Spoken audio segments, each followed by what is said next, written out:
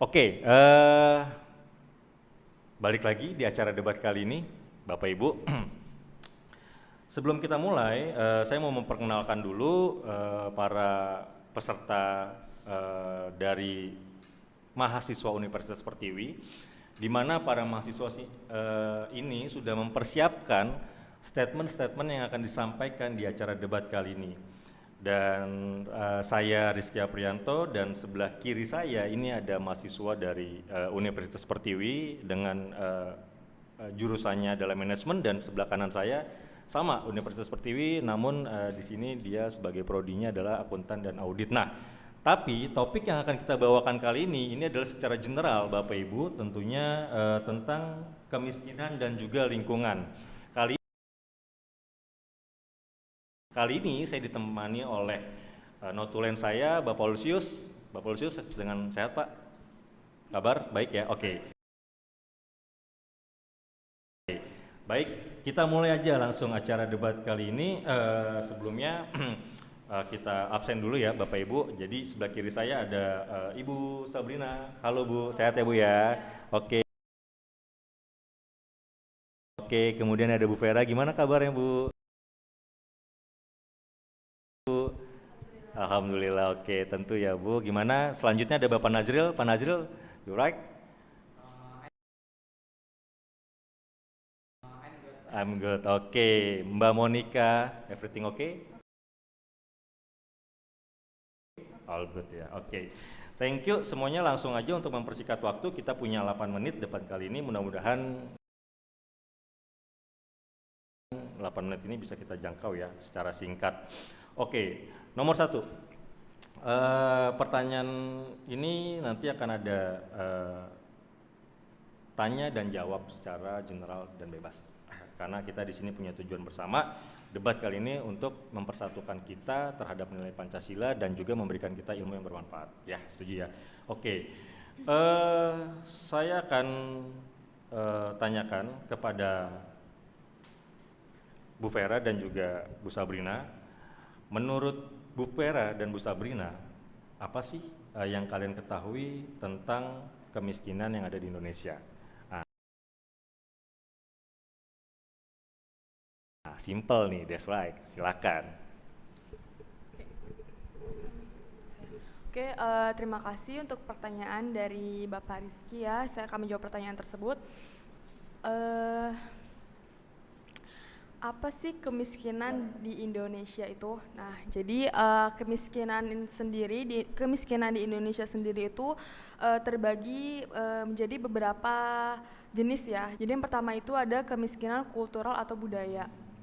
Jadi kemiskinan ini tuh timbul karena adanya suatu lingkungan di masyarakat yang mereka tuh berpikir kalau dan mereka beropini kalau kemiskinan itu tetap tumbuh di dalam dirinya. Jadi kemiskinan kultural ini selalu timbul di dalam suatu lingkungan masyarakat. Oke, menurut saya itu salah satu jenis atau termasuk kemiskinan yang ada di Indonesia. Terima kasih, saya kembalikan kepada Bapak Rizky.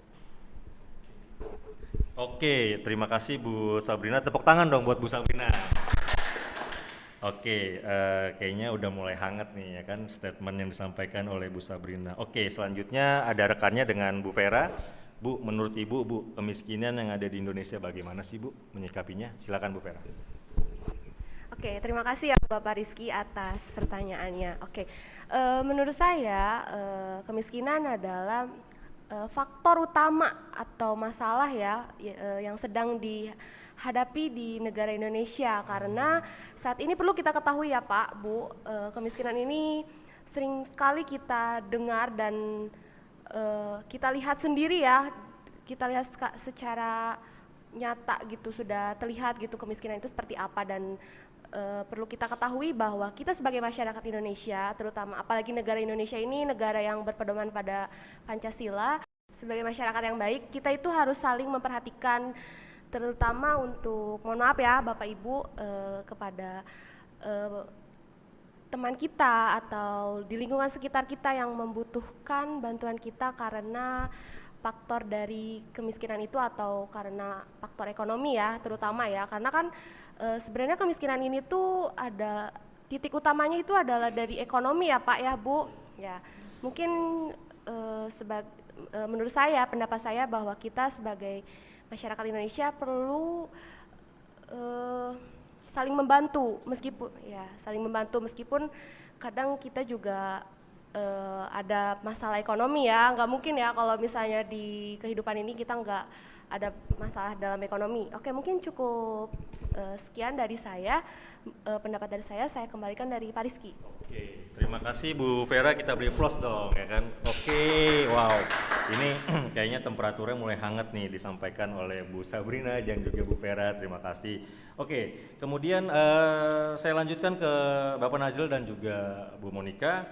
Mungkin ada yang mau disampaikan terhadap statement yang diberikan oleh Bu Sabrina dan juga Bu Vera, dimulai oleh Bu Monik. Bagaimana Bu, menurut Ibu nih statement yang disampaikan Bu Sabrina tentang kemiskinan tadi, Ibu setuju atau tidak Bu? Kalau memang setuju, kita akan lanjutkan ke pertanyaan kedua, dan kalau memang tidak setuju, silahkan disampaikan. Oke, baik, terima kasih atas kesempatan yang diberikan ya. Menurut saya kurang setuju dengan apa yang disampaikan oleh Bu Sabrina, karena menurut saya masih banyak kemiskinan yang ada di Indonesia ya. Mungkin di kemiskinan yang di contohnya ya, seperti di daerah pedesaan gitu ya, mungkin di perkampungan gitu masih minim sekali ya dalam soal kemiskinan. Kalau menurut saya juga sih, apakah pemerintah juga maksudnya untuk mengatasi kemiskinan yang ada khususnya di daerah perkampungan ya, di daerah pelosok, apakah pemerintah bisa memberikan kebijakan-kebijakan supaya bisa mengatasi kemiskinan yang ada ya. Mungkin ada program-program untuk membantu mengatasi kemiskinan yang ada di pedesaan, khususnya untuk pemerintah ya, karena menurut saya karena menurut saya yang saya lihat ada beberapa bantuan atau program-program dari pemerintah, tetapi itu tidak secara efektif sampai ke daerah pedesaan ya, karena mungkin ada faktor lain, karena ada iya betul sekali, maksud saya itu sih Pak, kurang pemantauannya dari pemerintah, kurang memperhatikan gitu ya warga-warga yang ada di pedesaan gitu ya. Oke, mungkin itu saja sih apa yang saya sampaikan. Siap. Oke, terima kasih. Applause dulu buat Bu Monik dong. Silakan. Oke, Bu Monik. Jadi yang saya garis bawahi bahwa pemerintah ternyata menurut Bu Monik dari Prodi Akuntan dan Audit nih, bahwa pemerintah kurang meninjau daerah-daerah pelosok nih gitu. Pak Najril, apakah kita lanjut ke poin kedua atau Bapak yang mau disampaikan terhadap pernyataan dari Bu Sabrina dan juga Bu Vera? Mau kita lanjut ke poin 2? Oke, karena waktu kita singkat, mohon maaf karena waktu kita singkat, kita udah kasih kesempatan berbicara, jadi saya akan lanjutkan ke poin nomor 2, dan notulen saya, Bapak Lusius, akan mencatat dari statement-statement yang tadi sudah disampaikan. Nanti sesi berikutnya atau program acara berikutnya Bapak Ibu bisa disampaikan lagi gitu. Kita sepakat di awal acara bahwa kita punya waktu 5-8 menit. Oke, saya lanjutkan ke pertanyaan kedua. Oke, wow, ini saya merasakan nih Bapak Ibu, jadi suhunya, ini perdebatan yang terjadi nih ya, suhunya udah semakin luar biasa nih, atmosfer yang ada di sini, kita bisa nyimak sama-sama. Oke, Bu Sabrina, again Bu, untuk Ibu.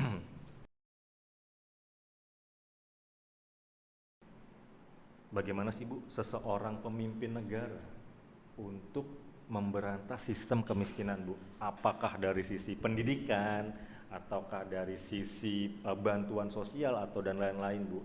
Mungkin Ibu bisa menyampaikan pendapat Ibu. Waktu dan tempat, silakan Bu Sabrina. Ya, Terima kasih atas pertanyaan dari Bapak Rizky. Di sini saya akan menjawab pertanyaan ya. Program pemerintah apa untuk menanggulangi kemiskinan di Indonesia? Mungkin ini jawaban saya juga berkaitan ya dengan apa yang tadi untuk apa yang tadi Bu Monik sampaikan, bahwa apakah pemerintah melakukan tinjauan ke daerah-daerah untuk melakukan bantuan mengenai pengentasan kemiskinan ya? Menurut saya pemerintah tuh sudah melakukan program-program untuk pengentasan kemiskinan di Indonesia, yaitu pemerintah juga contohnya pemerintah tuh membuat program seperti bantuan sosial itu entah berupa barang ataupun tunai. Kemudian pemerintah juga Contohnya sembako gitu ya? iya betul. Kemudian pemerintah juga mengadakan program seperti untuk pendidikan ya, itu pendidikan gratis untuk kalangan bawah atau rakyat-rakyat atau masyarakat bawah. Oke, terima kasih, itu jawaban dari saya. Oke, applause dulu dong buat Bu Sabrina. Thank you Bu Sabrina. Jadi sebenarnya seandainya Bu Sabrina jadi pemerintah, ternyata pemerintah udah melakukan upaya tentang memberikan bantuan sosial berupa sembako, dan ternyata juga pemerintah sudah memberikan sistem pendidikan secara gratis. Nah, mungkin dari Bu Vera nih ada hal yang menarik nih yang kita tunggu-tunggu nih. Bu Vera kayaknya atmosfernya kuat banget nih di sini nih. Silakan Bu Vera, tentang bagaimana sih Ibu nyikapin nih seandainya Ibu jadi pemimpin, bagaimana sih menurut Ibu cara memberantas kemiskinan? Silakan Bu Vera. Oke, terima kasih Pak Rizky. Izin ya Bu menambahkan. Oke, terima kasih Bapak Ibu. Saya mungkin sedikit menambahkan dari rekan saya bahwa kita garis bawahi pemerintah sudah membantu atau membuat program kemiskinan. Maka dari itu kita sebagai rakyat itu tidak hanya mengikuti saja, tapi kita juga perlu berpartisipasi dengan program-program pemerintah, karena kan ada kata nih, ada sebuah kata di mana kita juga sering dengar, dari rakyat untuk rakyat. Maka dari itu kita tidak hanya mengandalkan pemerintah saja, tetapi kitanya juga harus ikut berpartisipasi. Ya betul. Ya mungkin itu yang dapat saya sampaikan. Terima kasih Pak Rizky. Terima kasih Bu Vera. Jadi yang saya garis bawahi adalah dari rakyat untuk rakyat. Benar banget ya, setuju ya teman-teman semua, Bapak Ibu yang ada di sini. Oke, selanjutnya kita tunggu nih penyampaian yang kayaknya Bapak Nazril kalau kita lihat ini udah mempersiapkan nih kayaknya kan sesuatu hal yang sangat menarik yang akan disampaikan. Oke Bapak Nazril, Bapak punya waktu kurang lebih 2 menit untuk menyampaikan apa yang sudah disampaikan oleh Bu Vera dan juga Bu Sabrina. Silakan Bapak Nazril. Oke, terima kasih. Pertama-tama saya ucapkan pada Bapak Rizky atas waktunya. Mungkin saya akan menanggapi dari pernyataan Ibu Sabrina dan Ibu Vera tentang katanya nih pemerintah nih katanya ya sudah memberikan solusi pengentasan kemiskinan ya dengan pemberian bantuan sosial.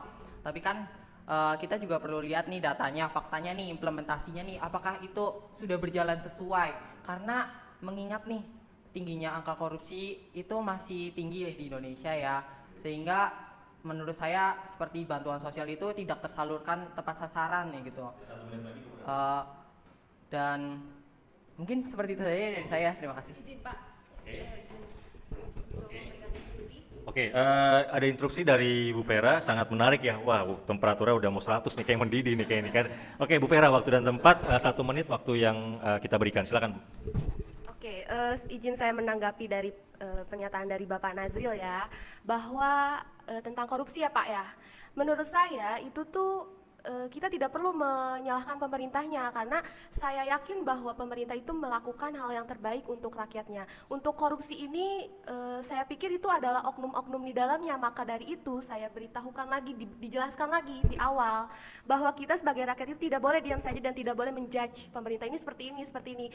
Kita ini sebagai rakyat itu harus pintar Pak.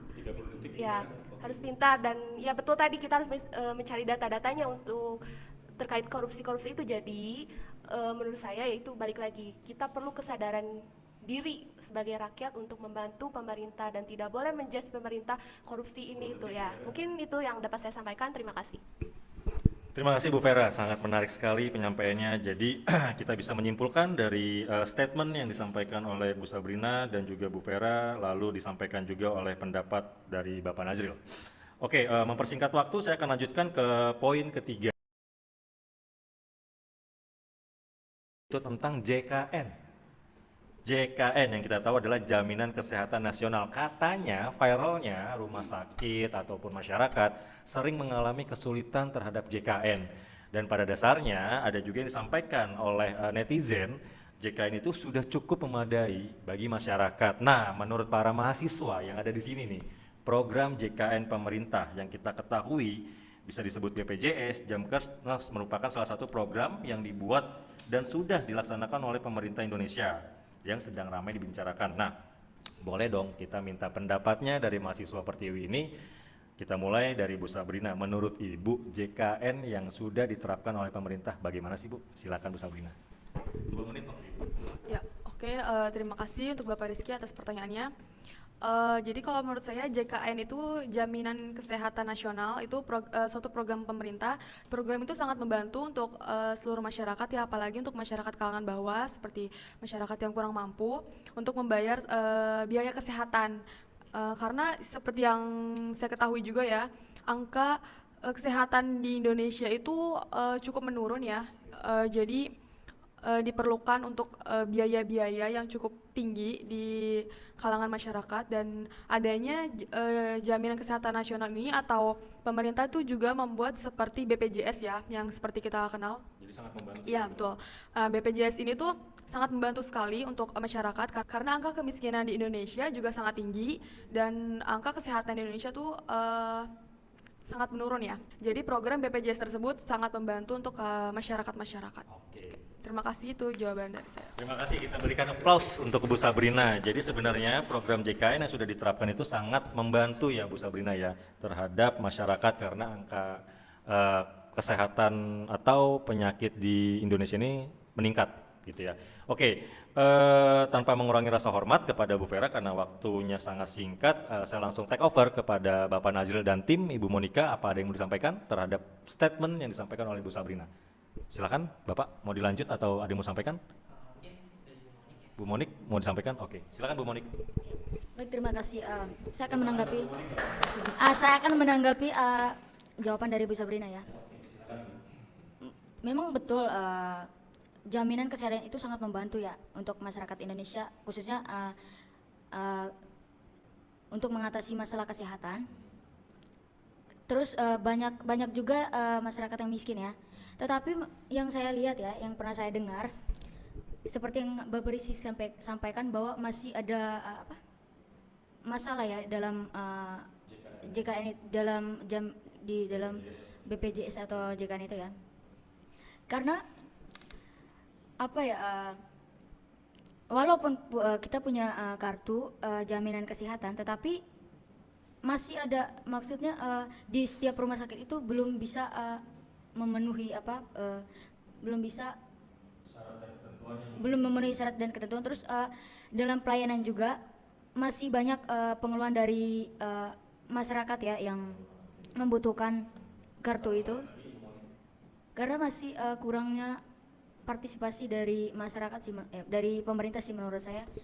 Terus Jadi menurut Bu Monik ini masih sulit. iya masih sulit karena masih, walaupun ada kartunya tetapi kita masih harus membayar juga kan. Iya, membayar juga ada, seperti itu sih. Mungkin itu saja sih. Oke, baik Bu Monik. Aplaus dulu dong buat Bu Monik ya, karena menurut Bu Monik ternyata masyarakat di Indonesia ini masih sulit dengan adanya program pemerintah terhadap JKN. Bu Vera atau Bu Sabrina ada yang mau disampaikan? Bu Monik merasa nih bahwa katanya masih sulit loh masyarakat menggunakan JKN kepada rumah sakit, masih sering dibedakan, antrian juga, dan masih berbayar juga nih. Bagaimana sih Bu, menurut Ibu, mau disampaikan pendapatnya terhadap pendapat dari Bu Monik atau kita skip dulu, kita catat notulen? Oke, wow, menarik sekali nih Bapak Ibu, 2 orang langsung tunjuk tangan dari timnya Bu Sabrina, luar biasa. Waktu dan tempat saya akan berikan kepada Bu Sabrina dan juga Bu Vera secara bergantian 2 menit dari sekarang. Silakan Bu Sabrina. Oke, izin menanggapi ya Bu Monika terkait tadi masalah intinya adalah ketidakmerataan ya. Ya, oke, kita perlu ketahui bahwa di Pancasila di sila kedua ada kemanusiaan yang adil dan beradab. Kita harus berpedoman pada itu. Kita harus ingat ya bahwa kita punya Pancasila. Jika ibu sendiri menemukan hal-hal seperti itu ketika lagi di rumah sakit, ibu harus berani ya berani menyikapinya, tidak hanya diam saja. Contohnya ketika misalnya ibu, kan setahu saya ya JKN atau BPJS itu kan ada yang mandiri dan ada yang tidak, ada yang gratis ya. Ya menurut saya ya saya juga sering menemukan sih hal-hal seperti itu. Maka dari itu kita pertama perlu tahu prosedurnya seperti apa, karena kalau kita tahu prosedurnya seperti apa, kita ada alasan untuk menyikapi masalah tersebut. Kayak contohnya kalau pasien BPJS yang bayar sama yang enggak itu kadang dibedakan. Nah, kita harus menanggapinya itu, kita jelaskan prosedurnya seperti apa mungkin kepada petugasnya. Maka jika kita benar, tentunya petugas itu pun pasti akan mendengarkan kita. Enggak mungkin dong kita enggak didengerin gitu. Oke, mungkin cukup sekian dari saya. Terima kasih.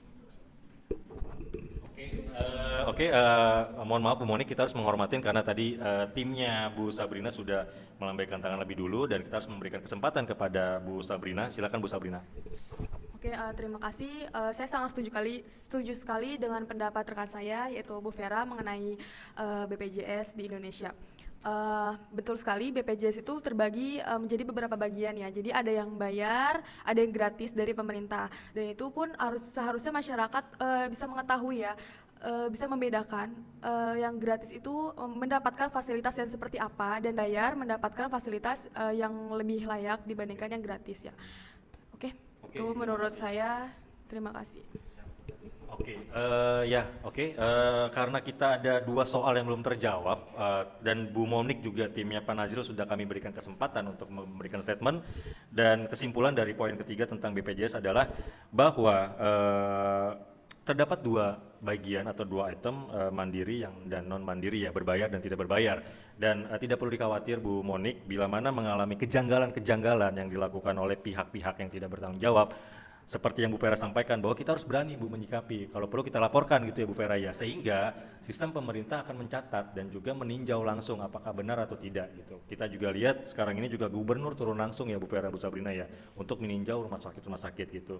Nah, untuk mempersingkat waktu, sekali lagi saya mengucapkan mohon maaf kepada timnya Bapak Nazril dan juga Bu Monik karena kita mempersingkat waktu. Kita lanjutkan ke poin 4 dan 5, kita masih ada waktu kurang lebih 3,5 menit dari sekarang.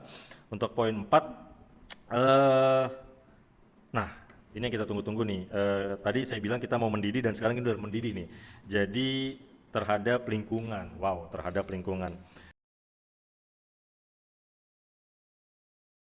Oke, menurut Bu Vera dan tim Bu Sabrina, kaitannya nih, katanya kita mahasiswa ya, kaitannya nih menjaga lingkungan dengan nilai-nilai Pancasila nih. Lingkungan yang kita lihat nih Bapak Ibu sehari-hari nih, buang sampah sembarangan, kadang kita orang juga ngerokok tiba-tiba puntungnya buang, hal-hal sepele ini, kita minum teh pucuk gitu ya, nggak ada tempat, udah dibuang sembarangan gitu kan. Nah, menurut Bu Vera dan juga Bu Sabrina, bagaimana sih Bu menyikapi hal-hal seperti itu yang kita lihat di lingkungan sehari-hari kita terhadap nilai-nilai Pancasila ya? Mungkin apakah kita bisa mengingatkan kepada masyarakat atau kita mempromosikan atau memprovokasikan gimana sih nih masyarakat ini bisa kita edukasi terhadap lingkungan sekitar gitu ya. Saya rasa waktu dan tempat sudah bisa saya berikan kepada Bu Vera dulu atau Bu Sabrina dulu. Oke, Bu Vera silakan Bu. Aplaus dulu dong buat Bu Vera. Oke, terima kasih untuk Bapak Rizky. Oke, saya akan menanggapi terkait ada kaitannya nggak sih lingkungan sama nilai-nilai Pancasila? Oh, tentu ada dong. Kita perlu ketahui ada kaitannya yang pertama ada ketuhanan yang Maha Esa. Kebersihan adalah sebagian dari iman ya. Kemudian yang kedua, kemanusiaan yang adil dan beradab. Tentunya manusia yang beradab itu pasti tidak akan membuang sampah sembarangan ya, pasti akan memperhatikan lingkungan sekitarnya. Gak usah jauh-jauh deh, di luar misalnya di rumahnya sendiri itu pasti diperhatikan. Dan yang ketiga itu ada di Persatuan Indonesia, di mana kalau misalnya lingkungan ini pasti ada gotong royong dong di lingkungan sekitar. Ya betul ya. Maka dari itu dari acara gotong royong ini sudah cukup mengedukasi menurut saya untuk bagaimana cara masyarakat menjaga lingkungan sekitar dan lingkungan sekitar. Oke, mungkin cukup sekian dari saya. Terima kasih Bu Sabrina, mau dilanjut atau mau langsung di skip? Oke, saya akan menambahkan sedikit ya. Jadi saya sangat setuju sekali dengan pernyataan dari rekan saya itu Bu Vera tentang menjaga lingkungan, ya, tentang menjaga lingkungan yang berkaitan dengan Pancasila. Kalau menurut saya, sebagai masyarakat yang baik, kita juga harus terjun langsung kepada masyarakat, terutama di masyarakat lingkungan sekitar kita tinggal. Itu yang paling diutamakan terlebih dahulu, dan kita tuh bisa memberikan contoh yang baik, contoh yang positif untuk seperti membuang sampah pada tempatnya, dan kita tuh bisa mengedukasi orang-orang yang belum melakukan hal itu. Dan kemudian kita juga bisa mengajak masyarakat untuk gotong royong ya, seperti tadi yang disampaikan oleh Bu Vera. Gotong royong merupakan sebagian cerminan dari sila ketiga, yaitu Persatuan Indonesia. Ya, oke. Kemudian dengan adanya kita terjun langsung ke dalam masyarakat, itu merupakan suatu hal kecil tetapi sangat memberikan efek yang besar ke depannya bagi suatu negara Indonesia, terutama di dalam lingkungan masyarakat itu sendiri. Oke, terima kasih, itu jawaban dari saya. Terima kasih Bu Sabrina dan juga Bu Vera. Wow, luar biasa. Tepuk tangan sekali lagi rekan-rekan semua. Saya dari tadi menyimak Bapak Nazril, kayaknya ada yang mau disampaikan Pak. Silakan Pak, saya persilakan Pak sekarang Pak. Silakan Pak. Terima kasih untuk Bapak Rizky mengenai tadi ya tentang kebersihan lingkungan yang mencerminkan nilai-nilai Pancasila. Tapi menurut saya memang benar sih itu merupakan ya pencerminan dari nilai-nilai Pancasila. Tapi apabila tidak ditanamkan dari diri sendiri, ya gimana kita mau mulai ya, percuma dong kalau adanya dengan gotong royong seperti itu. Bapak Nazril setuju dengan penyampaian dari timnya Bu Vera dan juga Bu Sabrina bahwa tadi Bu Vera sudah menyampaikan bahwa ya jelas kita harus negara kita adalah negara Pancasila dan simbol kepada Pancasila, dan ini sangat berkaitan tentunya dari mana gitu, karena kebersihan bagian dari mana yang saya garis bawahi itu yang disampaikan Bu Vera. Lalu Bu Sabrina menyampaikan kita mulai dari diri kita sendiri nih gitu kan. Nah, nanti akan masyarakat akan mengikuti, tapi kalau diri kita nggak mulai maka masyarakat nggak akan mengikuti.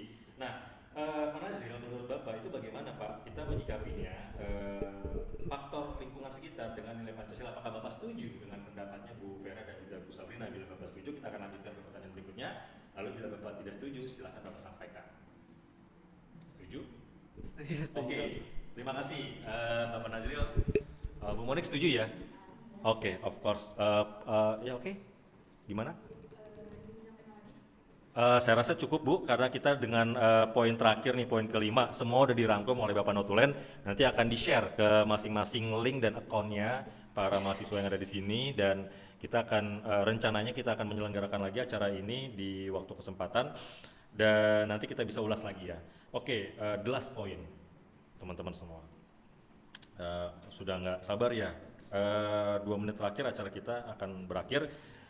Oke, the last point yang saya akan pertanyakan yaitu tentang masih dengan faktor lingkungan nih.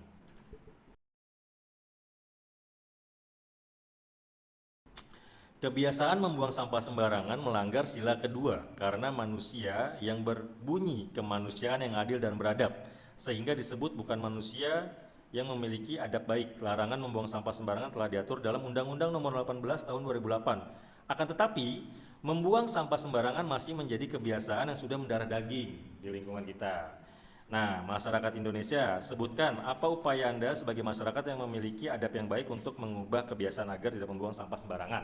Nah, katanya sih sila kedua berbunyinya kemanusiaan yang adil dan beradab nih. Kok masyarakat Indonesia masih sering buang sampah sembarangan sih gitu kan. Lalu, menurut mahasiswa Universitas Pertiwi yang budiman, yang katanya nih universitasnya punya motonya berkarakter dan terpercaya nih, ya kan?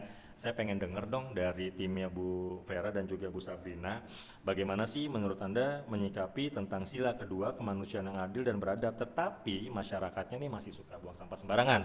Apakah Anda memprovokasikan untuk pemerintah menyediakan tempat sampah sebanyak-banyaknya sehingga gampang mempermudah masyarakat, contohnya seperti itu Bu. Mungkin Ibu ada pendapat lain, waktu dan tempat saya persilakan. Mau Bu Vera dulu atau Bu Sabrina? Oke, silakan Bu Sabrina. Terima kasih atas pertanyaan dari Bapak Rizky ya. Kemudian saya akan menjawab. Sebagai manusia yang beradab, tentunya saya akan melakukan edukasi yang pertama. Lagi-lagi edukasi ya. Jadi dengan adanya edukasi ini kita bisa merubah sedikit demi sedikit pola pikir dari masyarakat yang mungkin memang masyarakat itu sendiri kurang adanya edukasi. Jadi edukasinya itu seperti kita mengedukasi untuk membuang sampah pada tempatnya. Jadi kita ya mencontohkan hal-hal yang baik. Terus kita juga harus memberikan suatu undang-undang yang undang-undang pelarangan pembuangan sampah sembarangan. Iya betul. Mungkin itu menjadi salah satu upaya untuk masyarakat supaya tidak membuang sampah sembarangan. Oke, itu sedikit dari saya. Terima kasih. Oke, aplaus dulu dong teman-teman nih biar semangat nih kepada Bu Sabrina. Oke, Bu Vera mau dilanjutkan atau mau di take over? Oke, silakan Bu Vera. Oke, terima kasih Pak Rizky. This is my opinion. Saya izin menambahkan dari Bu Sabrina bahwa kita perlu edukasi ya, tentu pasti edukasi. Dan yang kedua, menurut saya hal yang paling penting adalah bagaimana cara kita merubah kebiasaan buruk itu, kebiasaan buruk masyarakat membuang sampah sembarangan. Sebenarnya ini tuh hal sepele tapi susah sekali ya untuk melakukan perubahan ini. Menurut saya itu pertama kita harus mencari tahu nih bagaimana cara kita untuk menumbuhkan rasa kepada masyarakat untuk peduli terhadap lingkungan tadi. Kayak itu dulu menurut saya. Kedua, kitanya juga harus belajar melakukan sesuatu hal yang asalnya terpaksa menjadi terbiasa dengan cara yaitu adanya undang-undang. Mungkin saya rasa juga cukup untuk cukup baik ya untuk diterapkan. Dan yang paling penting itu sih bagaimana kita harus perlu mengetahui dulu nih kenapa sih alasannya masyarakat itu membuang sampah sembarangan terus, padahal itu kan hal yang cukup kecil ya, tapi kalau dipikir-pikir itu akan menjadi hal yang sangat besar, menjadi masalah besar ketika kalau misalnya kita diam saja gitu. Mungkin itu ya, mungkin itu yang dapat saya tambahkan dan dapat saya sampaikan. Terima kasih. Terima kasih Bu Vera, kita aplaus lagi sekali lagi teman-teman. Oke, saya nggak sabar nih dengar dari statement yang disampaikan oleh timnya Bu Monik dan juga Bapak Nazril. Kayaknya ada statement yang mau disampaikan, kita tunggu-tunggu banget nih dari tadi soalnya nih. Tentang gimana sih Pak terhadap membuang sampah sembarangan nih, Bu Monik, Pak Nazril, yang disampaikan oleh timnya Bu Vera dan juga Bu Sabrina. Di sini yang kita garis bawahi adalah yang pertama adalah edukasi. Penting sekali nih edukasi kepada masyarakat, memprovokasikan, lalu menerapkan undang-undang. Wow, artinya masyarakat yang membuang sampah sembarangan sekarang ada pasalnya nih. Nah, ini mungkin bisa menjadi simbolis kepada masyarakat Indonesia agar tidak membuang sampah sembarangan dengan penerapan undang-undang. Menurut Bapak Nazril dan juga Bu Monika, apakah setuju dengan statement yang diberikan atau kurang tepat, atau ada yang mau diberikan pendapat lain? Waktu dan tempat saya persilakan, bila ada pendapat silakan, bila tidak ada maka acara akan kita close. Silakan. Ada pendapat atau tidak? Oke, silakan Bapak Nazril. Terima kasih. Mungkin saya akan sedikit menanggapi dari pernyataan dari Ibu Sabrina dan Ibu Vera tentang pemberian edukasi ya. Mungkin apakah dengan pemberian edukasi ini merupakan salah satu langkah yang efektif untuk menertibkan masyarakat dalam membuang sampah pada tempatnya. Terus yang kedua dengan undang-undang ya. Dengan undang-undang, apakah undang-undang tersebut sudah diterapkan? Kan faktanya nih masih banyak orang yang buang sampah sembarangan, masih jauh lah dari kata ketertiban dalam membuang sampah ya. Apakah undang-undang itu sudah diterapkan? Terus kalau misalnya sudah diterapkan kok masih masih banyak orang-orang yang berani untuk membuang sampah sembarangan tersebut. Mungkin undang-undang itu hanya sebuah hanya sebuah hanya formalitas dari pemerintah aja ya tentang menertibkan kebersihan lingkungan. Mungkin itu sudah diterapkan. Mungkin itu saja dari saya. Terima kasih. Oke, 1 menit sesuai waktu yang kita berikan, statement yang diberikan oleh Bapak Nazril. Jadi sebenarnya pertanyaannya adalah edukasi itu efektif nggak sih nih? Timnya Bu Sabrina katanya edukasi, tapi katanya kok di lapangannya nggak efektif gitu kan, masih ada yang buang sampah sembarangan. Kemudian bagaimana nih penerapan undang-undangnya ini, udah berjalan atau belum sih? Karena aktualnya masyarakat nggak ada takutnya nih, masih aja buang sampah sembarangan. Ada yang mau disampaikan terkait statement yang disampaikan? Oke, Bapak Ibu, karena acara ini sudah berakhir dan kita sangat penasaran yang akan disampaikan oleh timnya Bu Vera, maka mohon untuk follow Instagram dan Twitter kami, ada juga YouTube channel kami untuk tahu lebih jelasnya tentang statement yang akan disampaikan oleh Bu Vera dan juga Bu Sabrina terhadap penyanggahan yang telah disampaikan oleh Bapak Nazril, yaitu tentang edukasi pembuangan sampah dan juga pasal yang sudah diterapkan terhadap masyarakat tapi masih membuang sampah sembarangan. Bapak Olusius sudah mencatat semua, saya rasa saya sudah melihat juga, dan nanti kita akan jumpa lagi di pertemuan selanjutnya. Teman-teman sekalian, terima kasih atas kehadirannya, kami sangat berapresiat. Ternyata benar loh yang disampaikan masyarakat Indonesia, mahasiswa Universitas Pertiwi ternyata berkarakter dan juga terpercaya sesuai motonya. Untuk itu kita akhiri acara ini kita dengan mengucapkan hamdalah, alhamdulillah, dan kita sapa para penonton kita semua. Sampai jumpa lagi di acara selanjutnya. Assalamualaikum warahmatullahi wabarakatuh.